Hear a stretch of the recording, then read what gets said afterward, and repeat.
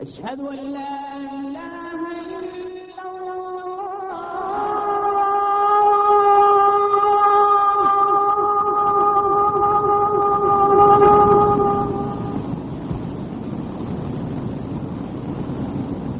أشهد أن محمدا رسول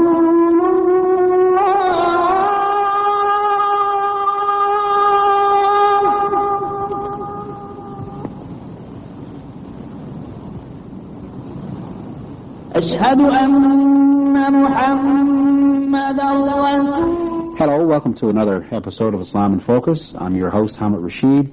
Assalamu alaikum, peace be unto you.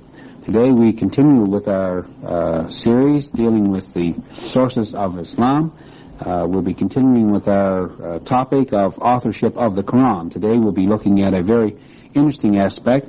We'll be examining the question of whether or not epilepsy was a factor in the revelation of the Quran. I have joining me on the program as usual Dr. Jamal Badawi of St. Mary's University. Brother Jamal, assalamu alaikum. Wa alaikum assalam wa rahmatullah. I wonder if before we get into today's topic, if I could ask you to very quickly summarize the main points that we touched on in our last program dealing with the authorship of the Quran. Okay. Last time we continued to examine whether there was any possibility that Prophet Muhammad, peace be upon him, might have claimed that the source of the Quran is divine revelation for a personal benefit, and we have seen again that this kind of assumption is totally unsubstantiated either on historical ground or logical. There is no basis really for that, because he could have obtained all what he wanted and accepted some of the offers without any effort or sacrifice on his part. We discussed also the other possibility that maybe he might have attributed the Quran to God or to Allah in order to use that as an authoritative thing to reform his people. And again, we have seen the kind of flaws in this argument and how the Quran itself condemned very strongly falsification or claims which are not true about what God has revealed, even for a good purpose. And then finally we said that if we look into his life and his character, we will notice that he was known as Al-Amin, the person who was absolutely honest. He never lied before or after he became a prophet. And in many instances, even his own enemies admitted that as far as truthfulness, he was never, was known to be a person who would change facts or fabricate claims like that. Well, I think it's safe to say that in the previous programs in the series to date, you've been able to provide ample evidence to refute the claim that Prophet Muhammad could not have fabricated the Quran on his own. What would you respond, though, to those people who might suggest that the revelation of the Quran can be explained as a psychic phenomenon? I would say that these attempts are mainly another link in the chain of arguments or attempts which center mainly around the rejection or denial that the Quran is a divine revelation, and just try to some way impute it on Prophet Muhammad in some way or the other. The main difference really between the positions that we have discussed in the last few programs and this new position, or the psychic explanation, is that in the previous explanations we discussed the deliberate fabrication, the issue of possible premeditated attempt to author the Quran and say no, it came from God, and we have seen that it didn't work. It's not logical really to assume it. But this new position to say that it's psychic is basically the same in essence, because it says, all right, Muhammad is the author of the Quran, or was the author of the Quran, but he did not really deliberately falsify, but he just might have psychologically thought sincerely see that the Quran is coming from Allah. But both of them really focus on the issue of authorship of the Quran and try to deny or reject its divine origin. However, nobody, including a Muslim even, should be dogmatic about it. There is nothing wrong of being open and frank and discuss any possibility, no matter how remote it might be. And you're certainly welcome to, raise questions which might help clarify issues and questions that might be already in the mind of some of the viewers. I don't mind it at all. Mm-hmm. Well, I think one issue that requires some explanation is the claim that the Quran is a result of epileptic seizures, which Prophet Muhammad used to have. Mm-hmm. Is there any basis for this claim, in your opinion? Well, it appears that somebody must have made a gross misdiagnosis. But perhaps in order to see objectively whether there is such misdiagnosis or not, we can perhaps refer to what was the state of Prophet Muhammad at the time when he received the revelation from the authentic sources that we have in history, and then perhaps go back to what the authorities say about what epilepsy is and what are the types of epilepsy and the symptoms, and just to compare and find out whether there was any doubt really that he was an epileptic individual person. To start with the description of what he went through at the time of receiving revelation, we find a very authentic saying in both Bukhari and Muslim, in which the Prophet himself said that the revelation sometimes come to me as if it were ringing of a bell. As some people explained, it says just like this sound or voice might be a sort of getting his attention and getting him prepared and to be receptive to listen to the dictation given by Gabriel, Angel Gabriel of the Quran to be revealed to him. And then the Prophet continues, he said that after this ring, or the form of revelation which is the hardest on me, he says, Gabriel leaves me, or when he departs, I fully comprehend and retain in memory what he taught me or what he dictated to me. So it's not just an experience and that's it. It's imprinted in his heart, and the Quran, or the portion of the Quran revealed, is fully memorized by the Prophet. Secondly, he said he sometimes came to me, that's Gabriel, in the form of a human being. So he talks to me, and then I, comprehend and understand, and of course memorize what he told me. Of course, when he says he come to me in a form of a human, it does not necessarily mean that everybody around him was able also to see Gabriel, but it was more of an assurance to the Prophet so that the communication would be a little easier on him. That's why we find that in Bukhari, for example, it was reported that the Prophet was telling his wife, Aisha, and he said, here is Angel Gabriel sending you greetings of peace. And she commented, he said, you see things that we can't see. In the same tradition that I mentioned earlier, both in Bukhari and Muslim, his wife Aisha describes his state when he received revelation. He said, when revelation came to him, even in the very cold day, after the revelation is finished, we find that his brows are steamed with sweat. So there's some kind of form of deep and intense concentration that result in that sweating.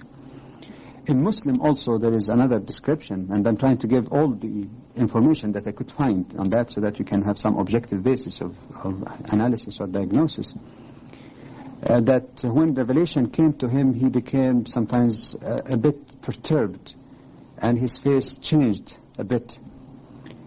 And in one narration or one version, it says that he sometimes nodded his head like that, and when revelation was over, he just raised his head up. In addition to this, we find a couple of references in the Quran also that describes the state of the Prophet at the time of revelation. It was narrated, before I just get to the verse, I'll just give the background. It was narrated that whenever the Prophet received the revelation, he was so eager and so careful not to miss any word, realizing that this is the word of Allah, the word of God, that he used to repeat the words quickly after Gabriel so that he won't forget anything.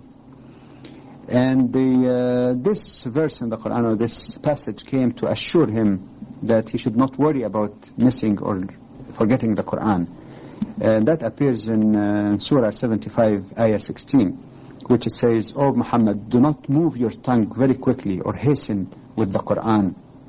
because we are going to take, that God says, we are going to take care of its preservation. So you won't lose anything from the Quran. We're looking after that.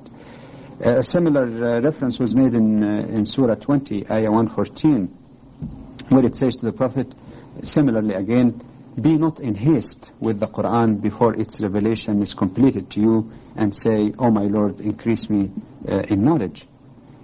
There was also some historical narrations, as narrated, for example, in Zad al-Ma'ad by Ibn al-Qayyim, that when the Prophet received the revelation, if he was riding, for example, on a camel, his body became heavier to the point that the camel would have to sit down. If his body, for example, or leg, for example, was touching or leaning on someone, it becomes so heavy that a person really feels that his body all of a sudden became very heavy, but without falling. Just that's all a phenomena that people around him or animals he rides felt that there is some kind of change. This is basically what has been mentioned, the maximum information I could find, describing his state at the time of revelation. So it appears, that's only my assumption, that some people might have looked into this description and came up with a hasty conclusion that, well, if revelation is something unexplainable in mathematical terms, and if this was his state of affairs at the time of revelation, then it must have been epilepsy. And this is a statement which is both biased and scientifically unsound. Well, now, why, in your opinion, do you feel that this is a biased position for any individual to take? Well, it's biased because revelation to prophets is not something that started only with Prophet Muhammad, peace be upon him. That's why we find, for example, in Encyclopedia Britannica, in the last edition, in page 454, and it says, and I quote, "It is the inherent nature of God from all eternity that he speaks to men." So it is not really something that's totally new. And because revelation is an extraordinary thing, you cannot really put it, like I said, in a test tube or explain it in purely mathematical terms. However, there is one thing that is widely accepted, I would say, by at least Jews, Christians, and Muslims, and I say at least because there may be followers of other religions as well who believe also in some form of revelation. But at least in the case of these three religions, they believe that many prophets prior to Prophet Muhammad received revelation. Moses seeing the burning bush in Sinai and receiving revelation from God. Jesus received revelation from God. Yes. And David and many other prophets in the past. However, it is very strange that many of the writers, some of whom are Jews and Christians, never mention, at least to my knowledge, never seen that, never say that Abraham, Moses, Jesus, or Paul were epileptics. But when it comes to Prophet Muhammad, there is an automatic conclusion without scientific verification, without even thinking that, well, since we don't recognize him, this must be epilepsy. Why not in the same line with the type of revelation which is not, again, mathematically explainable like other prophets in the past? That's why I'm saying it's biased. Either a person would be an atheist and reject all forms of revelation, in which case he would not accept some forms of revelation, but when it comes to Prophet Muhammad, it becomes epilepsy. So there's inconsistency, and in my humble opinion, it's an obvious bias, really. You also mentioned that in your suggestion that Prophet Muhammad, peace and blessings be upon him, might be suffering from epilepsy, is also incorrect scientifically. How can that be substantiated? Well, I would not use my own opinions on that. We have to refer to authorities in psychology and psychiatry. And for the benefit of those who wish to explore that in a very simple way, non-specialist way, even in a very simple language, I would like to refer to them to the last edition of Encyclopedia Britannica. I happen to have some, a Xerox copy of. It's about 2.5 pages, really, under the title Epilepsy. I'm using that as a basis because it's written by authorities in the field, and it's, I believe, reasonably up to date, at least in essential points. We have to find out, first of all, what is epilepsy, how it's defined. We have to look also into what types of epilepsy are there, and then we try to compare that and see whether this has anything to do with the description that we have given earlier of the Prophet's state at the time of revelation. Now, on page 644 of the Britannica, it says that epilepsy is a sudden and recurrent disturbance in the mental function or the movement of the body, or both. Okay? And what are the general symptoms of epilepsy? That's again described as a partial or complete loss of consciousness accompanied by muscular spasms or convulsions, or by more complex behavior. It was found that about 70% of the patients suffering from epilepsy experienced their first attack before the age of 20. See? And then it says that usually, and we'll see that again later, it tends to disappear as the person moves into his adult life. At least some types tend to disappear. What types of epilepsy? Usually it's divided into 4 basic categories. One is called the big sickness. The other is called the little sickness. The third is called the focal seizures, and the fourth is psychomotor seizures. It's interesting that when you analyze each of these and examine the kind of symptoms that the authorities speak about, compare it with the revelation, you will find that they simply don't match. None of the 4 types matches with what the Prophet experienced. Well, it might be useful if we could devote some time to an examination of the symptoms of these various types of epilepsy. Perhaps we could begin with the first type. What did you discover to be the major symptoms of the first type? Okay, well, authorities actually discovered, and I'm just didn't claim to discover myself, but at least I discovered what authorities have already said. The big sickness, which is, by the way, known to psychiatrists as grand mal, which is like a French equivalent of big sickness. In the big sickness means that there is a state of generalized convulsion characterized by complete loss of consciousness and falling to the ground.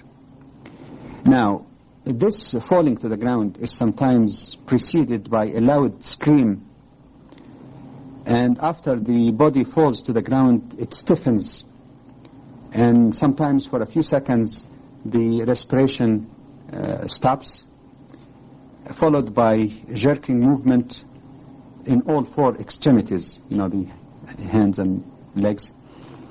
Sometimes also during these seizures the tongue gets bitten, and the reason is that there is a sort of involuntary contraction of the muscles of the jaw.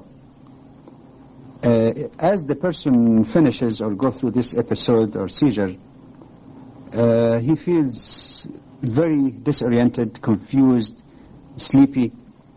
He may experience headache. But the most important part of the description of the symptoms is that the person will have no recollection of what happened to him. In other words, he wouldn't remember what exactly happened to him during the seizure, nor what happened to him also immediately after the seizure during this period of confused behavior. Now, we have already spoken about the revelation given to the Prophet Muhammad, peace be upon him. And it's so obvious that these symptoms are not applicable at all. He never totally lost consciousness. He didn't fall to the ground. He didn't have this convulsion or bite his tongue or anything of this sort. So we find here that the experience of revelation is quite different from this. Furthermore, and that's an important part, the authorities say that the person forgets Yes. what went through during seizures. The Prophet remembered every single word of revelation that was dictated to him during the experience of revelation. So how could these two be equated? Well, moving on to the second type, I believe you said the little sickness, petit mal, I suppose, would be Exactly. Yeah, you're right. Absolutely. Yeah, this is the term used again scientifically, petit mal or petit mal. Anyway, takes place or occurs among children, and usually it does not appear for the first time after the age of 20, and it tends to disappear even in the early adult life of the individual. Now, what are the basic symptoms? Well, the petit mal is characterized mainly by a very brief episode of unresponsiveness. Sometimes, they say usually even, it takes less than 15 seconds without interruption of consciousness, and that's why they say it could happen even so many times in the same day. There is no involuntary movement as we find in the grand mal. So again, if you compare that with the revelation to the Prophet, you find that there is no relevance here at all. As we said earlier, the Prophet started to receive revelation at the age of 40. The revelation of the Quran did not just take 15 seconds. Many times it used to take several minutes in the stretch. And thirdly, it was not something that could go totally unnoticed, like what happened in the petit mal among children. Because there was a state observed of intense concentration. So there you go again. This type it has no relevance to the revelation to the Prophet. Well, now, I guess that leaves us with two more types of epilepsy. Could I have you perhaps explain those two remaining types briefly and make a similar comparison with the revelation? Sure. Well, the third type, or one of these remaining two, is called the focal seizures, which are defined as seizures which originate in a specific area of the brain. And usually it relates to the functional properties of that area. This kind of epilepsy may appear in the form of sustained or jerking movements of some of the extremity, part of the extremity or the face. And this is called, this particular subtype, they call the focal motor attacks. Or it may appear in what they call also focal sensory attack, usually characterized by numbness or tingling in the local parts of the body. But in both subcases, that's in all types of focal seizures, we find that the seizure discharges often spreads widely throughout the brain, so it involves the whole brain, and as such it results in a generalized state of convulsion. The last and fourth type of seizures, they call the psychomotor seizures. This type is really interesting. It starts with some sort of sensory, psychical or emotional aura. The aura here means some kind of unpleasant odor, unpleasant taste, illusion about size or distance or object around you. It might involve also visual hallucination. Usually there is a sort of intense fear that is associated with this type. And it says after this initial period or this aura, the patient become unresponsive, and he might start walking out or do some weird or strange type of behavior, like picking at his clothes or something of that sort. Yes. This seizure continues for usually 1 to 3 minutes. But again, the most important description which relates to our discussion of revelation is that it says that after recovery or on the recovery, the patient would have totally forgotten what happened to him. So there is no memory at all of the attack, especially perhaps for the initial aura preceding the attack. But during the attack itself or seizure, there is no recollection of what happened. And again, I think it's obvious, like the first two types of epilepsy, that by looking into these symptoms, it becomes obvious that they are not related at all to the description that has been mentioned about the state of the Prophet at the time of revelation. He never forgot a word from the Quran. It was not unconsciousness at all, because he used to recite and people around him hearing him repeating the words of the Quran after Angel Gabriel as dictated to him. So again, all four types are totally irrelevant. Mm-hmm. Well, now we've spent quite a bit of time discussing in some detail the symptoms of the various forms of epilepsy. We haven't touched on the causes of epilepsy itself. Could you perhaps give some explanation of what the authorities have to say as to the causes of epilepsy? And could you tell us whether or not Prophet Muhammad, peace and blessings be upon him, was known to have any of the causes? Those causes, so that we might start doubting even whether he might have. Yes. Right. Well, the first point to mention here is that it is very difficult in the case of epilepsy to speak about a cause or one particular cause, because like authorities say, epilepsy is not really a specific disease, but rather a syndrome, in a sense of a complex of many symptoms. So there could be a number of varieties of reasons. But in any case, whatever the variety of epilepsy is, or whatever the cause or causes behind them, we find that authorities mention something in common among all types of epilepsy. And that is basically caused by a sort of discharge in the nerve cells known as neurons, the nerve cells of the brain, that there's something that happens that causes these cells to be in a state of excessive excitability. So millions of these nerve cells release or discharge excessive electrical energy in the brain in an abnormal way. This discharge of electrical energy generally leads to a loss of consciousness and this convulsive movements that is seen in the body. At least that much is generally accepted by authorities as common in all of them. But with this reservation in mind, the authorities also say that in about 50% of the cases, it is not too hard to determine at least a primary or contributing factor to this type of disease, or this type of syndrome, I should say. This includes things like injury at birth or later in the lifetime of the individual. It includes congenital defects such as cerebral palsy. It might involve infectious diseases which involve nerve tissue, like meningitis, for example. Parasitic infections, that could be one. Brain tumors and strokes are all given as, primary or secondary, or contributing, I should say, reasons for epilepsy. Sometimes also these seizures may be caused or happen following withdrawal from alcohol or barbiturates. But in any case, they could also be precipitated by emotional stress and extreme fatigue. Now, to come to the second part of your question, whether any of these causes are known to be involved in the life of Prophet Muhammad, peace be upon him, the answer is not at all. Nothing at all can be traceable in any of these type of diseases.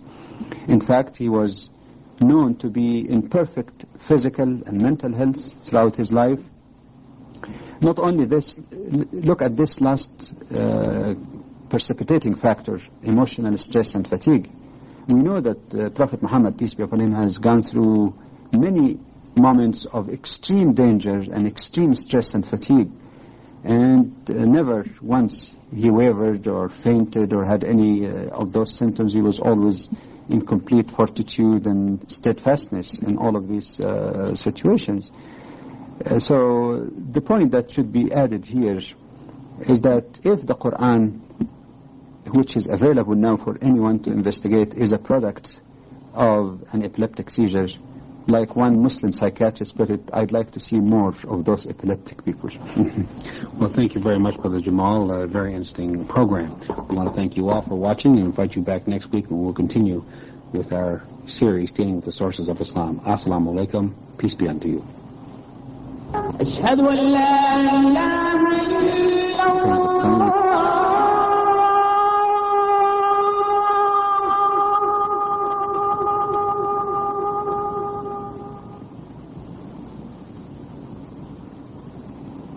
أشهد أن محمدا رسول الله